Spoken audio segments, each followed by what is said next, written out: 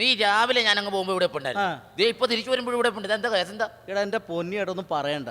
എടാ ടെൻഷൻ കാരണം വീട്ടിലും കയറാൻ മേലെ നാട്ടിലും നടക്കാൻ മേലെ. എന്താ നിനക്ക് ഇത്ര ടെൻഷൻ ഉണ്ടാ കാര്യം? നിന്റെ പെങ്ങന്മാരുടെ കല്യാണം ഒക്കെ കഴിഞ്ഞു. അത് തന്നെയാണ് എന്റെ ഏറ്റവും വലിയ ടെൻഷൻ. എന്താ കാര്യം എന്താന്ന് പറയണത്? എടാ എന്റെ മൂത്ത പെങ്ങളുടെ കല്യാണം കഴിഞ്ഞിട്ട് എനിക്കറിയില്ല 10 വർഷമായി.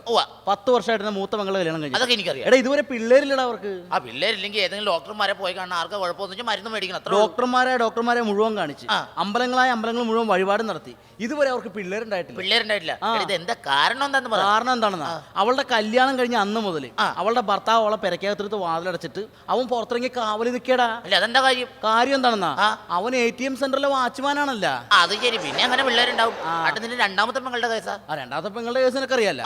അവളെ കല്യാണം കഴിച്ചേക്കുന്ന ഒരു ക്രിക്കറ്റ് കളിക്കാരൻ. നല്ല പയ്യനാണ്. അവളാണെങ്കിൽ ക്രിക്കറ്റ് ഭ്രാന്തെന്ന് പറഞ്ഞ് നടക്കുകയാണ്.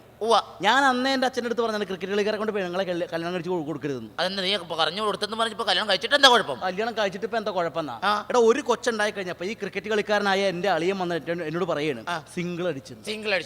മര്യാദ. 4 പിള്ളേരുണ്ടായി കഴിഞ്ഞപ്പോ എന്റെ അളിയൻ ഈ വീട്ടിൽ വന്നിട്ട് എന്നോട് പറയാണ് 4 അടിച്ചെന്ന്. അത് സാമാന്യ മര്യാദ. 6 പിള്ളേരുണ്ടായപ്പോ അവൻ പറഞ്ഞു കിടക്കാണ് 6 അടിച്ചെന്ന്. ഇപ്പൊ പെങ്ങള് പേടിച്ചരണ്ടത് വീട്ടിൽ വന്ന് കട്ടലടിക്കടി ഒളിച്ചിരിക്കുകയാണ്. അതെന്താ കാര്യം? എന്ത് പറ്റിയെന്നാ? എടാ ഇപ്പൊ എന്റെ അളിയൻ പറഞ്ഞോണ്ട് കിടക്കാണ് സെഞ്ചുറി അടിക്കണം. നീ ആ പെങ്ങളെ ഏതെങ്കിലും പെട്ടിക്കകത്ത് വെച്ച് പൂട്ടാൻ നോക്കാം. അതാ നല്ലത്.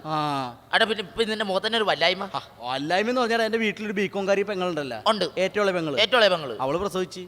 പെങ്ങള് പ്രസവിച്ച് സന്തോഷിക്കല്ലടാ വേണ്ടത്. സന്തോഷിക്കണെന്നാ? എടാ എങ്ങനെ സന്തോഷിക്കും?